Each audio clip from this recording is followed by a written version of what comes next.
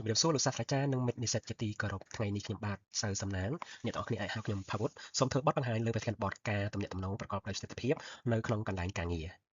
អឺចំពោះបទបង្ហាញថ្ងៃនេះយើងមាន keyword ពីរទី1 communication ទី2 effective communication ហើយក៏យើងមាន quote ខាងក្រោមដែលអ្នកទាំងអស់គ្នាអាចមើលឃើញ remember the more you learn about effective communication the better you will be at leading as your directive will be better understood អឺអញ្ចឹងយើងសិក្សាទៅលើ keyword communication យើងអាចប្រែជាភាសាខ្មែរការទំនាក់ទំនងគឺជាមូលដ្ឋានគ្រឹះនៃការគ្រប់គ្រងនិងភាពជាអ្នកដឹកនាំមានថាអង្គភាពមានបច្ចេកវិទ្យាទំនើបឬក៏ធនធានច្រើនប៉ុណ្ណាក៏មិនអាចសម្រេចគោលដៅបានដែរប្រសិនបើទំនាក់ទំនងមិនមានប្រសិទ្ធភាព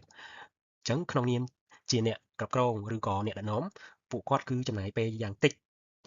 70%នៃម៉ោងធ្វើការរបស់ពួកគាត់ទៅលើទំនាក់ទំនងដូចជាការប្រជុំការផ្ដល់ការណែនាំការស្ដាប់បញ្ហាបុគ្គលិកនិងការសម្រេចចិត្តផងដែរអញ្ចឹងដើម្បីឲ្យយល់កាន់តែច្បាស់អំពីទំនាក់ទំនងនិងរបៀបតាក់ទងឲ្យមានប្រសិទ្ធភាពនោះគឺតម្រូវឲ្យពួកគាត់មានជំនាញដ៏ច្បាស់លាស់មួយក្នុងការផ្សាយតាក់ទងសម្រាប់ភាពជាអ្នកដឹកនាំក្នុងសម័យទំនើបអញ្ចឹងយើងនឹងធ្វើការសិក្សាស៊ីជម្រៅទៅលើប្រធានបទរបស់យើងក្នុង slide បន្ទាប់ទៀតបាទនេះគឺជាមេត្តាដែលយើងនឹងធ្វើការសិក្សាស៊ីជម្រៅទៅលើបទបង្ហាញរបស់ខ្ញុំថ្ងៃនេះដែលយើងបានរៀបចំជាប្រព័ន្ធជា9ផ្នែកសំខាន់ដំបូងនោះខ្ញុំសូមធ្វើបកស្រាយអំពីយមន័យនៃទំនាក់ទំនងនិងដំណើរការនៃការតាក់ទងបន្តមកទៀតយើងនឹងសិក្សាអំពីប្រភេទនៃទំនាក់ទំនងឧបសគ្គដែលអាចកើតមាននៅក្នុងការបញ្ជូនព័ត៌មានហើយបន្តទៅយើងនឹងសិក្សាអំពីសារៈសំខាន់នៃទំនាក់ទំនងក្នុងភាពជាអ្នកដឹកនាំការកសាងជំនាញអន្តរបុគ្គលទំនាក់ទំនងក្នុងបរិយាបទពហុវប្បធម៌និងទំនាក់ទំនងក្នុងសម័យ Digital ហើយជាចុងក្រោយខ្ញុំនឹងធ្វើបទបង្ហាញអំពីយុទ្ធសាស្ត្រដើម្បីឲ្យទំនាក់ទំនងកាន់តែមានភាពប្រសើរឡើងអញ្ចឹងដូចអ្នកនរគ្នាឃើញsession នីមួយៗរបស់ខ្ញុំពី 7.1 រហូតដល់ 7.9 គឺបាន cover ទៅតាក់ទងនឹងប្រសិទ្ធភាពតាក់ទងនឹងនីតិវិធីក្នុងការប្រស័យតាក់ទងនឹងផងដែរអញ្ចឹងកុំឲ្យចំណាយពេលយូរយើងសុំទៅ slide បន្ទាប់ដែលជា slide និយមន័យ 7.1 អញ្ចឹងនៅក្នុងនិយមន័យនៃការទំនាក់ទំនង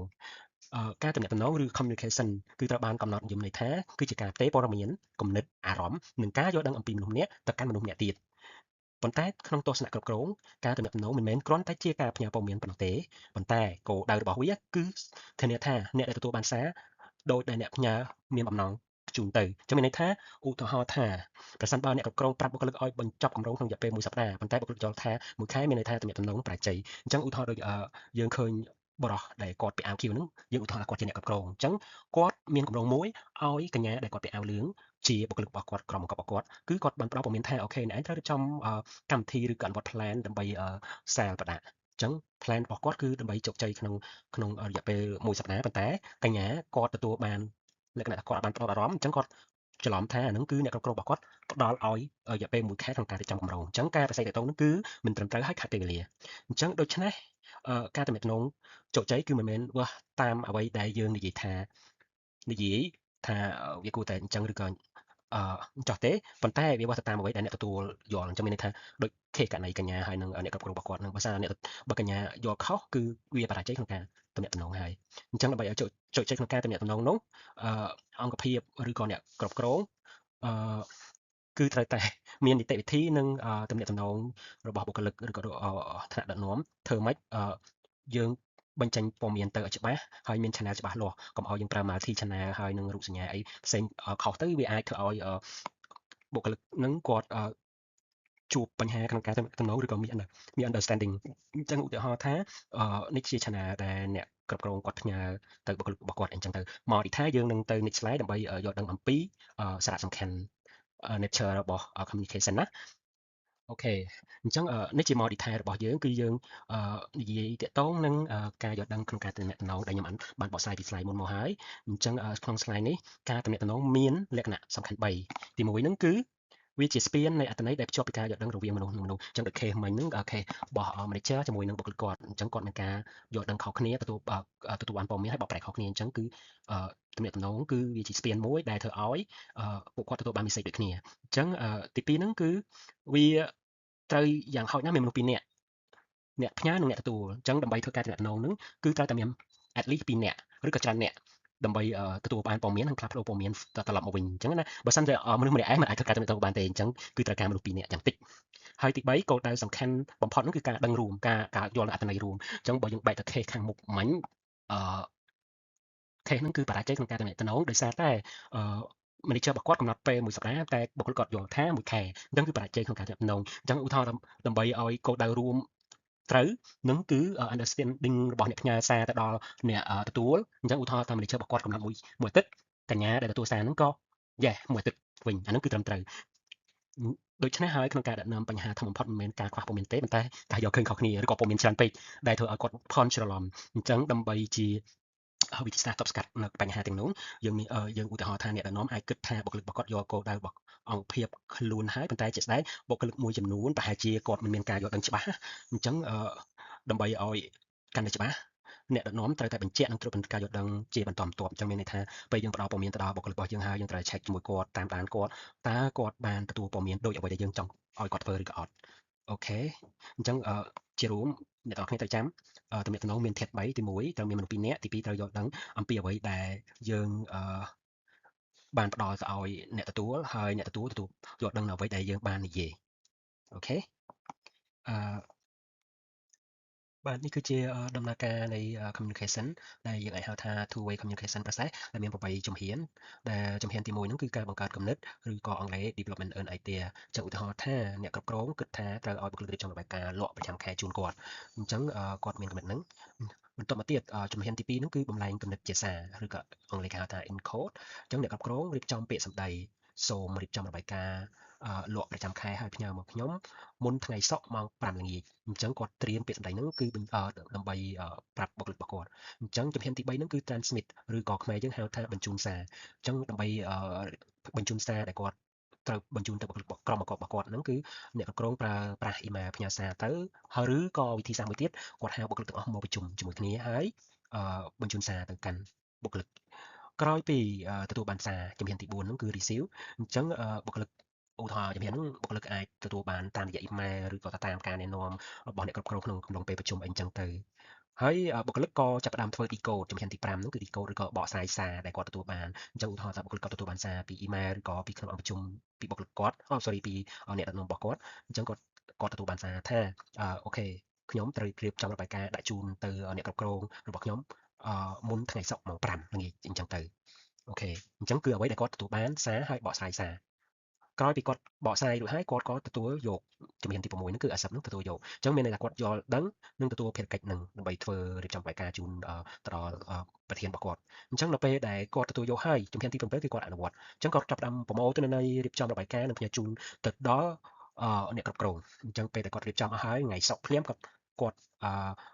រៀបចំឲ្យហើយអញ្ចឹងណាហើយបន្ទាប់មកទៀតគាត់បានជំហានទី8នេះគាត់បានផ្ដល់មតិត្រឡប់ឬក៏ provide feedback ពីអ្វីដែលគាត់ទទួលបានពីអ្នកគ្រប់គ្រងរបស់គាត់គឺគាត់ធ្វើការជូនដំណឹងទៅអ្នកគ្រប់គ្រងគាត់ថាអូខេលោកប្រធានខ្ញុំបានបញ្ចប់របាយការណ៍ឬក៏បានផ្ញើរបាយការណ៍ជូនលោកប្រធានរួចហើយសូមលោកប្រធានជួយពិនិត្យនិងផ្ដល់យោបល់ឬក៏បើសិនមានអីកែតម្រូវពួកខ្ញុំនឹងកែតម្រឹមទៀតអញ្ចឹងលោកប្រធានរបស់គាត់នឹងផ្ដល់ feedback មកវិញថាអូខេអ្នកឯងរៀបចំត្រឹមត្រូវឬក៏អត់អីអញ្ចឹងទៅត្រូវកែតម្រូវឬក៏អូខេហើយទៅអរគុណច្រើនសម្រាប់បាទអរគុណខ្ញុំសូមបន្ថែមព័ត៌មានតទៅនៅស្លាយមុននេះបន្តិចមតិត្រឡប់មានសារៈសំខាន់ខ្លាំងណាស់ព្រោះវាជួយបញ្ជាក់ថាសារត្រូវបានយកត្រឹមត្រូវឬអត់ហើយមួយទៀតនៅក្នុងការគ្រប់គ្រងសម័យទំនើបហ្នឹងអ្នកដឹកនាំដែលទទួលយកមតិត្រឡប់ជាប្រចាំអាចធ្វើការសម្រេចចិត្តបានកាន់តែប្រសើរនិងមានប្រសិទ្ធភាពបាទមកក្នុងចំណុច7.3នេះវិញគឺយើងសិក្សាអំពី symbol and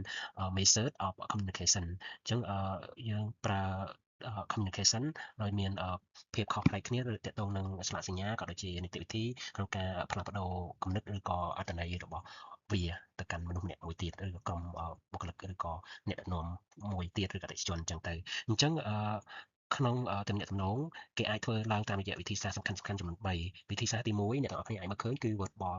ឬក៏ប្រើពាក្យពេចន៍អញ្ចឹងទំនាក់ទំនងតាមរយៈពាក្យសម្ដីឬក៏ជាអក្សរអាចកើតឡើងមានដូចជា conversation ការនិយាយផ្ទាល់គ្នាឬក៏ក្នុងអង្គប្រជុំអីអញ្ចឹងទៅបន្ទាប់មកទៀតអាចជាតាមរយៈការសរសេរអក្សរតាម email តាមសំបុត្រឬក៏ report ដែលធ្វើការរាយការណ៍ទៅបន្ទាប់មកទៀតអាចជាការធ្វើបទបង្ហាញឬក៏ presentation ឬក៏ទៅតាមការនិយាយសាធារណៈអីអញ្ចឹងក៏ជាទម្រង់មួយនៅក្នុងWord ឬក៏ Verbal ហើយការនិយាយ ស្ដីហ្នឹងជាទូទៅគឺជាទម្រង់មួយរបស់ communication ផងដែរហើយយើងទៅចំណុចទី2គឺទំនាក់ទំនងតាមរយៈរូបភាពដូចជា graphic គំនូរតាងនិង infographic ដែលជួយឲ្យព័ត៌មានស្មុគស្មាញខ្លាយជាការងាយយល់អញ្ចឹងអ្នកទាំងអស់គ្នាអាចមកឃើញ picture ឬក៏ visual វាជួយ explain ការងាររបស់យើងកាន់តែងាយស្រួលឧទាហរណ៍ដូចកញ្ញាហ្នឹងគាត់បង្ហាញពី graph នៃការលក់ដូរឬក៏ការកើនឡើងនៃការលក់ឬក៏ការរីកចម្រើនរបស់ក្រុមហ៊ុនអីអញ្ចឹងទៅអញ្ចឹងគាត់ប្រើរូបភាពឬក៏ graph ដើម្បីបត់បង្ហាញរបស់គាត់ហើយទី3ហ្នឹងគឺវិធីសាស្ត្រទី3ហ្នឹងគឺការទំនាក់ទំនងដោយមិនប្រើពាក្យសម្ដីដូចជាទឹកមុខកាយវិការនិងការសម្លឹងមើលភ្នែកគ្នាអញ្ចឹងគឺnon verbal ឬក៏ action អញ្ចឹង non verbal ជាទូទៅគឺអ្នកធ្វើការតាក់ទងគឺគាត់យល់ដឹងអំពីសញ្ញាកាយវិការឬក៏រូបភាពឬក៏ norm របស់កាយវិការឧទាហរណ៍ការបង្ហាញពីសេចក្តីញញឹមមានន័យថាបង្ហាញពីភាពរស់រាយរាក់ទាក់ friendly អីចឹងទៅការបង្ហាញពីស្នាមមេដៃឬក៏ងក់ក្បាលដូចប្រធានទីអញ្ចឹងក៏ងក់ក្បាលមានន័យថាយកព្រមហើយកវីក្បាលអីចឹងមានន័យយកព្រមអញ្ចឹងទៅហើយបន្តមកទៀតគឺ open feature អញ្ចឹងកាយវិការអាចមានពាក្យសម្ដី body language ការបង្ហាញជាលក្ខណៈទឹកមុខ eye contact ឬក៏លក្ខណៈ gesture ឬក៏ action សកម្មភាពផ្សេងៗអីអញ្ចឹងទៅឬការនិយាយដោយការលើកដាក់សម្លេងទាបខ្ពស់អីអញ្ចឹងគឺជាផ្នែកមួយនៃទំនាក់ទំនងផងដែរអញ្ចឹងជាឧទាហរណ៍យើងអាចឧទាហរណ៍ថាអ្នកដឹកនាំដែលជោគជ័យតែងតែធ្វើឲ្យមានការនិយាយដែលប្រកបដោយកាយវិការរបស់ខ្លួនមានភាពស្របគ្នាដើម្បីបង្កើតភាពជឿជាក់អញ្ចឹងជាឧទាហរណ៍ប្រសិនបើនៅក្នុងអង្គជំនួយអ្នកគ្រប់គ្រងគាត់និយាយថាអូខេយកព្រមជាមួយនឹងបុគ្គលិកលើរឿងគម្រោងអ្វីមួយប៉ុន្តែតាមមើលកាយវិការរបស់គាត់បង្ហាញផ្ទុយទៅវិញចឹងមានន័យថាគាត់មិនពេញចិត្តនៅគម្រោងដែលបានលើកឡើងនោះទេអញ្ចឹងក្នុងនាមជាអ្នកដឹកនាំអង្គភាពគឺយើងត្រូវចេះវឹកហាត់ប្រើប្រាស់កាយវិការហើយនិងភាសារបស់យើងឲ្យសមស្របទៅតាមអ្វីដែល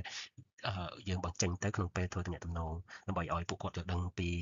អត្ថន័យឲ្យបានច្បាស់លាស់ហើយជៀសវាងការយល់ច្រឡំផ្សេងៗ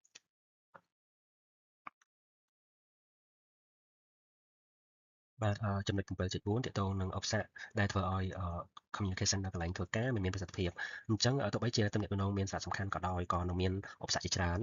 ដែលអាចកើតឡើងផងដែរតែវានាំឲ្យមានកំហុសឆ្គងមានការយល់ច្រឡំនិងកើតជាជម្លោះអញ្ចឹងឧបសគ្គទី1ហ្នឹងគឺដោយផ្ទាល់ខ្លួនរួមមានអារម្មណ៍ដែលយើងមិនសប្បាយចិត្តឬក៏មិនល្អការមិនផ្ដល់តម្លៃហើយនឹងការមិនយកចិត្តទុកដាក់ឬក៏ការនៅឆ្ងាយទាក់ទងនឹងចម្ងាយក្នុងការទំនាក់ទំនងវានៅឆ្ងាយពេកអីចឹងទៅអញ្ចឹងការនៅឆ្ងាយពេកអាចទាក់ទងនឹងផ្នែកដូចជាអឺសំឡេងរំខាន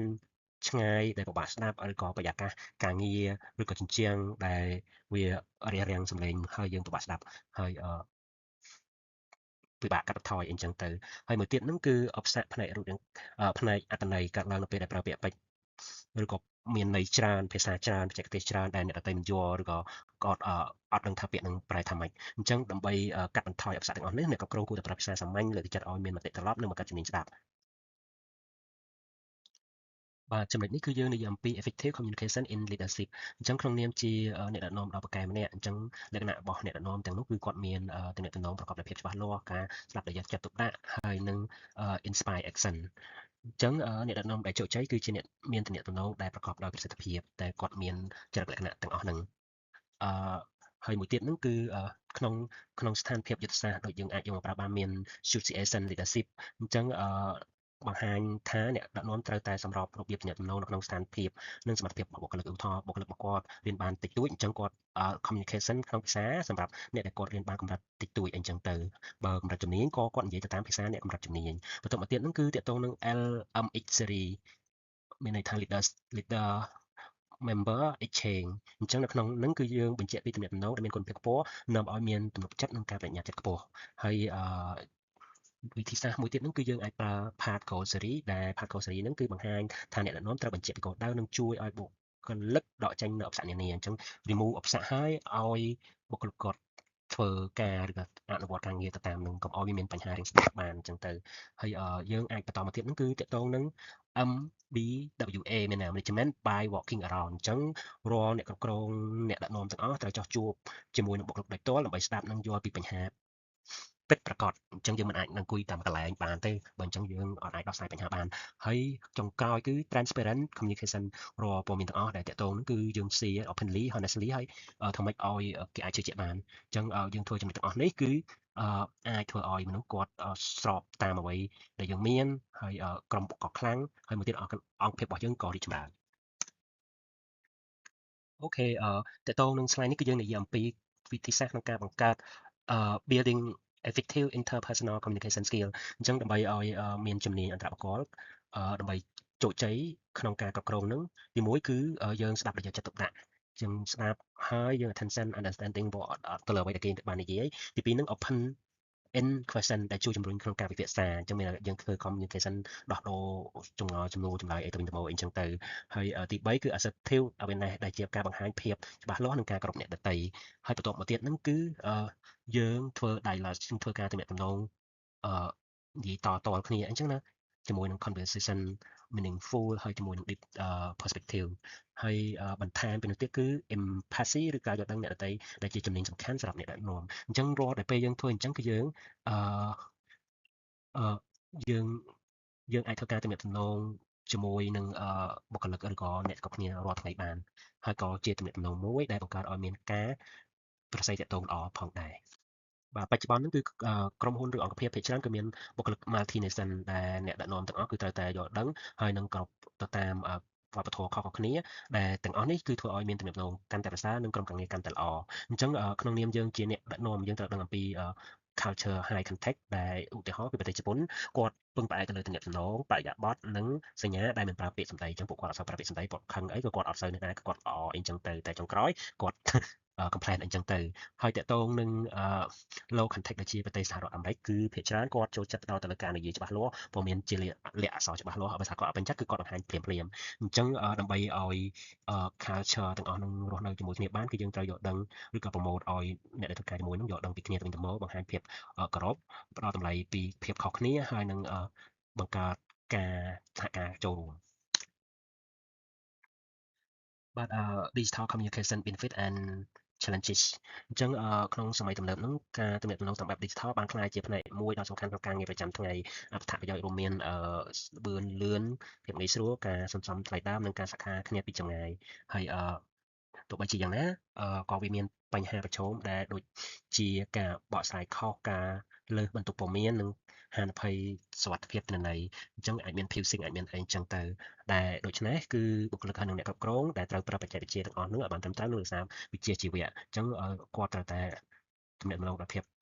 ច្បាស់លាស់ហើយជ្រើសរើស channel បានត្រឹមត្រូវ response បានសមរម្យហើយនឹង verify ព័ត៌មានមុននឹង send បន្តទៀតគឺ protect data ហើយនឹង privacy របស់ពួកគាត់ហើយមួយទៀតត្រូវតែ respect ទៅលើវិជ្ជាជីវៈនិងconnect ជាមួយគ្នាអីចឹងទៅហើយមួយទៀតគឺ benefit របស់គាត់គឺជិតសំលុយបានច្រើនក្នុងការធ្វើដំណើរព្រោះអីគាត់អត់ត្រូវធ្វើដំណើរទេបាទចំណុច7.9ហ្នឹងគឺ overcomes communication barriers for stronger connection អញ្ចឹងដើម្បីឈ្នះនៅឧបសគ្គទំនាក់ទំនងយើងត្រូវតែអនុវត្តយុទ្ធសាស្ត្រសំខាន់មួយចំនួនរួមមានដូចជាការស្ដាប់ដោយសកម្មស្ដាប់ដោយយកចិត្តទុកដាក់អីចឹងទៅការជៀសវាងការសន្និដ្ឋានមុនអញ្ចឹងយើងមុននឹងសន្និដ្ឋានឬ assumption អីមួយគឺត្រូវតែស្ដាប់ហេតុផលដែលគេបញ្ចូលបានច្បាស់សិនមុននឹងយើង assumption ហើយមួយទៀតពេលមានព័ត៌មានគ្រប់គ្រាន់អឺទើបយើងធ្វើការសន្មត់អីចឹងទៅហើយមួយទៀតការជ្រើសរើសពាក្យដែលសមស្របអញ្ចឹងយើងត្រូវចេះជ្រើសរើសពាក្យសមស្របជៀសវាងការយល់ច្រឡំហើយនឹងពាក្យពេចន៍ដែលមិនសមរម្យដែលធ្វើឲ្យមានទំនាក់ទំនងល្អអញ្ចឹងទៅហើយ non verbal communication skill ហ្នឹងគឺយើងគ្រប់គ្រងអារម្មណ៍របស់យើងឲ្យបានល្អកុំឲ្យវាលក្ខណៈថាខឹងកំឡុងពេលដែលសន្ទនាហ្នឹងដែលធ្វើឲ្យខាតប្រយោជន៍ឬក៏ទំនាក់ទំនងអញ្ចឹងលើពីការយល់ដឹងអំពីកាយវិការនិងការលើកទឹកចិត្តឲ្យមានមតិត្រឡប់ជាប្រចាំគឺជាចំណុចសំខាន់ក្នុងការកែលម្អទំនាក់ទំនងរបស់ក្រុមហ៊ុនក៏ដូចជា leadership ផងដែរបាទជាចុងក្រោយការទំនាក់ទំនងប្រកបដោយប្រសិទ្ធភាពគឺជាគន្លឹះសម្រាប់ភាពជោគជ័យរបស់អង្គភាពនិងអ្នកដឹកនាំវាជួយបង្កើនការយល់ដឹងសហការការងារការទុកចិត្តនិងប្រសិទ្ធភាពការងារកាន់តែប្រសើរក្នុងនាមជានិស្សិត MBA និងអ្នកដឹកនាំនាពេលអនាគតយើងគួរអភិវឌ្ឍជំនាញទំនាក់ទំនងជាបន្តបន្ទាប់ព្រោះការដឹកនាំដែលមានប្រសិទ្ធភាពចាប់ផ្ដើមពីការទំនាក់ទំនងដែលមានប្រសិទ្ធភាពសូមអរគុណចំពោះការយកចិត្តទុកដាក់ស្ដាប់ខ្ញុំរីករាយទទួលសំណួរនិងមតិយោបល់ពីលោកសាស្ត្រាចារ្យនិងមិត្តនិស្សិតទាំងអស់គ្នាសូមអរគុណហើយនេះជា Excel យោងដែលខ្ញុំបានធ្វើការសិក្សាស្រាវជ្រាវនិងរៀបចំចុងក្រោយជាបទបង្ហាញនេះឡើងអរគុណច្រើន